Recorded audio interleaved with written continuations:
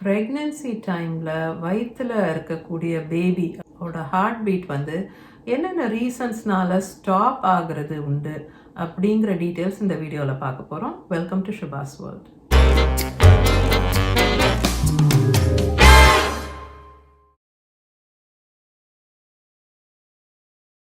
முக்கியமான டிஸ்க்ளைமர், நான் டாக்டர் கிடையாது, ஹெல்த் கேர் ப்ரொஃபஷனல் கிடையாது. இந்த வீடியோவில் நான் சொல்கிற விஷயங்கள் நான் என்னோடய ப்ரெக்னென்சி டைமில் படித்து தெரிஞ்சுக்கிட்ட விஷயங்கள். ஏர்லி ப்ரெக்னென்சி, அதாவது ஃபஸ்ட்டு 3 months ஆஃப் ப்ரெக்னென்சின்னு வச்சுக்கோங்களேன், 12 weeks.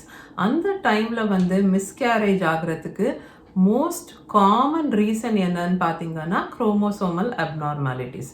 முதல் 3 மாதம் ஆஃப் ப்ரெக்னென்சி இருக்கு இல்லையா, அதில் வந்து நிறைய டெவலப்மெண்ட்ஸ் நடக்குது ரொம்ப ஃபாஸ்ட்டாக. அந்த மாதிரி டைமில் ரேண்டமாக எரர்ஸ் நடக்கலாம், அதாவது மிஸ்டேக்ஸ் நடந்துடலாம். அண்ட் அதனால் என்ன ஆகும்னா இது ஒரு வயபிள் ப்ரெக்னென்சியாக ஆகாது, இது ஒரு நல்ல ஒரு ஹெல்த்தி பேபியாக ஃபார்ம் ஆகாதுன்னு தெரியும் போது ஆட்டோமேட்டிக்காக அது வந்து மிஸ்கேரி ஆக ஆரம்பிக்கும். ஸோ வந்த ஹார்ட் பீட் கூட சில சமயம் நின்று போகிறதுக்கு அது ஒரு ரீசன் ஆகிடுது. நிறைய பேர் வந்து கமெண்ட்ஸில் கேட்டிருக்கீங்க, எனக்கு வந்து 8 weeksல பார்க்கும்போது பேபியோட ஹார்ட் பீட் வந்திருந்தது, பட் என்டி ஸ்கேனுக்கு போகும்போது 12 வாரம் 13 வாரம் அந்த டைமில் போய் ஸ்கேன் பண்ணி பார்க்கும்போது இப்போ ஹார்ட் பீட் இல்லை அப்படின்னு சொல்லிட்டாங்கன்னு. அதுக்கு வந்து இதுதான் காரணம். வந்து இருந்த ஹார்ட் பீட் கூட ஸ்டாப் ஆகிடும். அண்ட் இதை வந்து மிஸ்கேரேஜ் அப்படின்னு சொல்கிறாங்க. ஸோ மிஸ்கேரி ஆகி இருக்கும், அதாவது குழந்தை டெவலப் ஆகிறது ஸ்டாப் ஆகியிருக்கும், ஹார்ட் பீட் ஸ்டாப் ஆகியிருக்கும். ஆனால் ப்ரெக்னெண்ட்டாக இருக்கிற அந்த மம்க்கு வந்து தெரியாது குழந்தை டெவலப் ஆகிறது நின்றுடுச்சு அப்படின்னு சொல்லிட்டு. செகண்ட் ரீசன் என்னன்னு பார்த்தீங்கன்னா health issues in mum. So ப்ரெக்னெண்ட்டாக இருக்க அந்த மம்க்கு வந்து ஹெல்த் இஷ்யூஸ் இருக்கும்போது குழந்தையோட ஹார்ட் பீட் வந்து நின்று போகிறதுக்கு சான்ஸ் இருக்குது. என்ன மாதிரி ஹெல்த் இஷ்யூஸ்னு பார்த்தீங்கன்னா அன்டயக்னாஸ்ட் அண்ட் அன்ட்ரீட்டட், அதாவது டயக்னாஸ் பண்ணப்படாத, ட்ரீட் பண்ணப்படாத high blood pressure, diabetes, thyroid issues, இது மாதிரி அவங்களுக்கு வந்து உடம்புல ப்ராப்ளம் இருந்து அதை பற்றி அவங்க தெரிஞ்சிக்காம இல்லை ட்ரீட் பண்ணாமல் அதுக்கான மருந்துகள் சாப்பிட்டு அதை சரி பண்ணாமல், இல்லாட்டா மருந்துகள் கொடுத்தும் அதை கரெக்டாக போடாமல் இருந்தாங்கன்னா கூட இந்த மாதிரி ஹை பிளட் ப்ரெஷர் இல்லை டயபெட்டிஸ் இல்லை தைராய்டு இஷ்யூஸ் இருந்ததுன்னா அது வந்து ப்ரெக்னென்சியை பாதிக்கும். அண்ட் அது ஒரு காரணமாக கூட இருக்கலாம் பேபியோட ஹார்ட் பீட் ஸ்டாப் ஆகுறதுக்கு. ஆல்சோ மம்மோட ஹெல்த் இஷ்யூஸ்னு வரும்போது சில ஆட்டோ இம்யூன் கண்டிஷன்ஸ் இருக்கலாம் ப்ரெக்னென்சியில், அதுவும் கூட பேபியோட ஹார்ட் பீட் ஸ்டாப் ஆகிறதுக்கு காரணமாக இருக்கலாம். இல்லைனா சில சிவியர் இன்ஃபெக்ஷன்ஸ், ஃபார் எக்ஸாம்பிள் ரூபெல்லான்னு ஒரு இன்ஃபெக்ஷன் இருக்குது, டாக்ஸோபிளாஸ்மோசிஸ்னு ஒன்று இருக்குது. அதை பற்றி நம்ம ப்ரெக்னென்சி வீக் 5 and week 6 வீடியோவில் கூட பேசியிருக்கோம். டாக்ஸோபிளாஸ்மோசிஸ் வராமல் எப்படி நம்ம தடுத்துக்கணும் இல்லை பாதுகாப்பாக இருக்கணும் அப்படின்ட்டு. அந்த week 5 and 6 of pregnancy video வந்து நான் உங்களுக்கு டிஸ்கிரிப்ஷனில் லிங்க் கொடுக்குறேன், நீங்கள் அந்த வீடியோவில் போய் பார்க்கலாம். அதோட எண்டில் வந்து நான் டாக்ஸோபிளாஸ்மோசிஸ் பற்றி சொல்லியிருக்கேன். தேர்ட் ரீசன் என்ன அப்படின்னு பார்க்க போனால் ஃபீட்டல் கண்டிஷன்ஸ், குழந்தையில் இருக்கக்கூடிய சில கண்டிஷன்ஸ் இல்லை சில ப்ராப்ளம்ஸ் கூட குழந்தை ஃபர்தராக டெவலப் ஆக முடியாமல் போகும்போது அது வந்து அந்த ஹார்ட் பீட் வந்து ஸ்டாப் ஆகிறதுக்கு காரணமாயிடுது. அண்ட் இதில் பார்த்தீங்கன்னா ரொம்ப சில ரேர் ஜெனட்டிக் கண்டிஷன்ஸ் இருக்குது. அது குழந்தையில இருந்தாலோ ஸ்ட்ரக்சரல் இஷ்யூஸ் குழந்தையில, ஸோ குழந்தையோட ஆர்கன்ஸ் ஃபார்ம் ஆகும்போது வேறு பாடி பார்ட்ஸ், இன்டர்னல் ஆர்கன்ஸ் அதெல்லாம் ஃபார்ம் ஆகுற டைமில் ஏதாவது டிஃபெக்ட் வந்துடுச்சு இல்லை அது சரியாக ஃபார்ம் ஆகலை, குழந்தை வந்து நார்மலாக ஹெல்த்தியாக டெவலப் ஆக முடியாமல் போயிடும். அண்ட் அந்த மாதிரி சுச்சுவேஷன்லையும் ஹார்ட் பீட் வந்து ஸ்டாப் ஆகிடும். ஃபோர்த் ரீசன் வந்து யூட்டரஸ் இல்லைனா சர்விக்ஸில் இருக்கக்கூடிய ப்ராப்ளம்ஸ். யூட்டரஸில் என்ன ப்ராப்ளம்னு பார்த்தீங்கன்னா யூட்டரஸோட ஸ்ட்ரக்சரில் ப்ராப்ளம் இருக்கலாம். ஃபார் எக்ஸாம்பிள் பைகார்னுவேட் யூட்டரஸ் மாதிரி. பைகார்னுவேட் யூட்டரஸ் பற்றி, அதாவது ஹார்ட் ஷேப்ட் யூட்டரஸ்னு சொல்கிறாங்க, இல்லை டபுள் யூட்டரஸ்னு கூட சொல்கிறாங்க. அதை பற்றி நான் ஒரு வீடியோ போட்டிருக்கேன், அதுவும் நான் டிஸ்கிரிப்ஷன் பாக்ஸில் லிங்க் கொடுக்குறேன். ஆல்சோ மேலே ஐ கார்டாக கொடுக்குறேன், நீங்கள் செக் அவுட் பண்ணுங்கள்.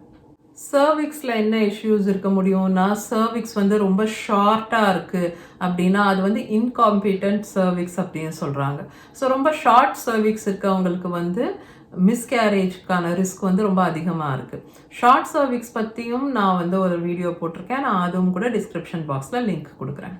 அடுத்த ரீசன் வந்து எக்ஸ்டர்னல் ஃபேக்டர்ஸ் லைக் ஆல்கஹால், அதாவது ட்ரிங்கிங், இல்லைனா ஸ்மோக் பண்ணுறது, இல்லைனா சப்ஸ்டன்ஸ் அப்யூஸ், அந்த மாதிரி விஷயங்களும் வந்து இந்த மாதிரி குழந்தையோட ஹார்ட் பீட் வந்து ஸ்டாப் பண்ணுறதுக்கு காரணமாக இருக்குது. ஒரு சில மெடிகேஷன்ஸ் கூட குழந்தைக்கு ஹார்ம் காஸ் பண்ணலாம். அதே மாதிரி சிவியர் ட்ராமா, ஒரு கார் ஆக்சிடெண்ட் ஆகுது, அவங்க வந்து ரொம்ப சிவியராக இன்ஜுரி ஆகுது, வயிற்றில் அடிப்படுது, இல்லைனா படியில் இறங்கும்போது கீழே விழுந்துடுறாங்க, இல்லை யாராவது வயிறு மேலே அடிச்சிடுறாங்க, அந்த மாதிரி ஏதாவது சிவியர் ட்ராமா யூட்டரஸ்க்கு இருக்குது அப்படின்னாலும் அது வந்து குழந்தையோட டெவலப்மெண்ட்டை எஃபெக்ட் பண்ணும் அண்ட் மிஸ்கேரேஜ் ஆகிறதும், ஹார்ட் பீட் ஸ்டாப் ஆகிறது, இந்த மாதிரி விஷயங்கள் நடக்கலாம். Next reason problems with placenta, நஞ்சு கொடின்னு சொல்கிறோம் இல்லையா, அதில் இருக்கக்கூடிய ப்ராப்ளம்ஸ், அதில் வரக்கூடிய பிரச்சனைகள்னால குழந்தையோட டெவலப்மெண்ட் ஸ்டாப் ஆகி ஹார்ட் பீட் ஸ்டாப் ஆகலாம். அண்ட் இது வந்து லேட்டர் பார்ட் ஆஃப் ப்ரெக்னென்சியில் கூட நடக்கிறது உண்டு. நீங்கள் கேள்விப்பட்டிருப்பீங்க பிளசென்டல் அப்ரப்ஷன் அப்படின்னு ஒரு வேர்ட். அதை பற்றியும் வந்து நான் வீடியோ டீட்டெயில்டாக போஸ்ட் பண்ணியிருக்கேன். நான் அந்த வீடியோவும் டிஸ்கிரிப்ஷன் பாக்ஸில் கொடுக்குறேன். கர்ப்பப்பையோட சுவரில் ஒட்டி இருக்கக்கூடிய அந்த நஞ்சு கொடின்னு சொல்கிறோம் இல்லையா, அந்த பிளசண்டா வந்து குழந்தை பிறந்த அப்புறமா நஞ்சு கொடி வந்து அந்த யூட்ரஸ் வால்லேருந்து பிரிஞ்சு அதுக்கப்புறம் அது டெலிவர் ஆகும்.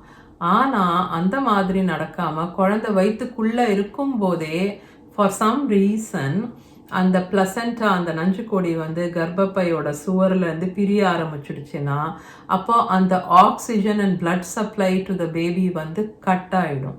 அண்ட் அந்த மாதிரி டைமில் குழந்தையோட ஹார்ட் பீட் நின்றுடும். அண்ட் தென் லாஸ்ட் தொப்புள் கொடி, அதாவது கார்டு, அம்பலிக்கல் கார்டுன்னு சொல்கிறோம் இல்லையா, அதில் வரக்கூடிய ப்ராப்ளம்ஸ், அதனாலையும் பேபியோட ஹார்ட் பீட் நின்று போகிறதுக்கு வாய்ப்பு இருக்குது. இதுவும் எகெயின் லேட்டர் பார்ட் ஆஃப் ப்ரெக்னென்சியில் நடக்கிறதுக்கு வாய்ப்பு இருக்குது.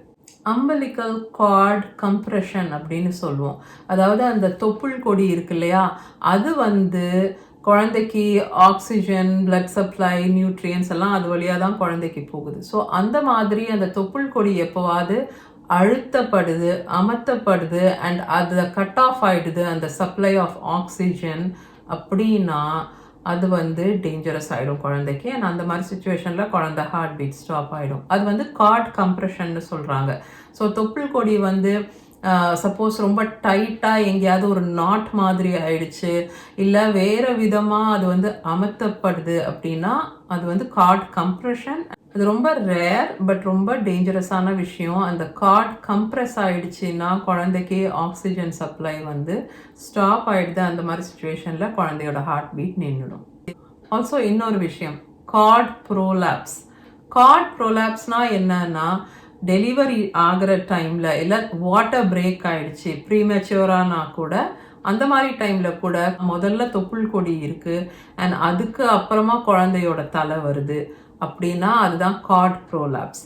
அது வந்து ரொம்ப நிறையா அம்னியோட்டிக் ஃப்ளூயிட் இருக்கிற மாதிரி சுச்சுவேஷனில் நடக்கும். PPROM, PROM இதை பற்றி எல்லாம் நம்ம டீட்டெயில்டாக பார்த்துருக்கோம் முன்னாடி. Preterm premature rupture of membranes, PPROM and PROM, premature rupture of membranes. அந்த மாதிரி சுச்சுவேஷனில் இந்த மாதிரி கார்ட் ப்ரோலாப்ஸ் ஆகிறதுக்கு சான்ஸ் இருக்குது. ஆல்சோ உங்களுக்கு ரொம்ப நிறைய அம்னியோட்டிக் ஃப்ளூயிட் இருக்குது அண்ட் குழந்தையோட ஹெட் வந்து இன்னும் என்கேஜ் ஆகலை, அந்த மாதிரி சுச்சுவேஷனில் இருக்கீங்கனாலும் உங்களுக்கு வந்து இந்த கார்ட் ப்ரோலாப்ஸ் ஆகிறதுக்கான ரிஸ்க் இருக்குது. கார்ட் ப்ரோலாப்ஸும் ரொம்பவே ரேரான ஒரு விஷயம் அண்ட் அதுக்கு வந்து உடனே வித்தின் மினிட்ஸ் குழந்தைய எமர்ஜென்சி சிசேரியன் பண்ணி டெலிவர் பண்ணணும். அப்போ தான் குழந்தைய காப்பாற்ற முடியும். இல்லைன்னா அந்த கார்டு கம்ப்ரெஸ் ஆகுது இல்லை, குழந்தையோட தலையோட வெயிட்டில் வந்து அந்த கார்ட் கம்ப்ரெஸ் ஆக ஆரம்பிக்குது அந்த கார்ட் ப்ரோலாப்ஸில். ஸோ தொப்புள் கொடி முதல்ல வெளியே வந்து அது மேலே குழந்தை தலை வந்து உட்காந்து அதுக்கப்புறம் அது வந்து ப்ரெஸ் ஆகி அந்த நார்மல் டெலிவரி மாதிரி ஒரு சுச்சுவேஷன் வரும்போது அப்போ என்ன ஆகும்னா அந்த கார்டு அமுத்தப்படுது அண்ட் அதனால் ஆக்சிஜன் சப்ளை கட் ஆஃப் ஆகிடும் குழந்தைக்கு அண்ட் அதனால குழந்தையோட ஹார்ட் பீட் ஸ்டாப் ஆகிறதுக்கான ரிஸ்க் இருக்குது. ரொம்ப டேஞ்சரஸான சுச்சுவேஷன் எகெயின் இது. ஸோ என்ன ஆகும்னா அந்த மாதிரி கார்ட் ப்ரோலாப்ஸ் இருக்குன்னா உங்களை வந்து கிட்டத்தட்ட தலை கீழே இருக்க மாதிரி அந்த இடுப்பை வந்து ஏற்றி வச்சு அந்த குழந்தையோட தலை வந்து தொப்புள் கொடி மேலே அழுத்தம் கொடுக்காத மாதிரி நீங்கள் வந்து இடுப்பை வந்து ஒரு சில தலகாணி வச்சு அது மேலே இடுப்பை வச்சு தலை கீழே வச்சு அந்த மாதிரி படுத்துக்கிட்டு காரில் உடனே போய் வித்தின் மினிட்ஸ் வந்து எமர்ஜென்சி சிசேரியன் பண்ணி ஆகணும். ஏன்னா அந்த மாதிரி அந்த கார்ட் கம்ப்ரெஸ் ஆக ஆக குழந்தைக்கு ஆக்சிஜன் சப்ளை கட் ஆகும் அண்ட் குழந்தையோட ஹார்ட் பீட் நின்று போகிறதுக்கான சான்சஸ் அதிகமாகிடுது. வயிற்றில் இருக்கக்கூடிய குழந்தையோட ஹார்ட் பீட் வந்து நின்று போகிறதுக்கான ரீசன்ஸ் இதெல்லாம் தான். உங்களுக்கு ஏதாவது டவுட்ஸ் ஆர் கொஷின்ஸ் இருந்ததுன்னா கமெண்ட்டில் கேளுங்க. நான் எல்லா கமெண்ட்டுக்கும் ரெஸ்பாண்ட் பண்ணுவேன். உங்கள் எல்லாரையும் நான் இன்னொரு வீடியோவில் மீட் பண்ணுறேன். until then, take care.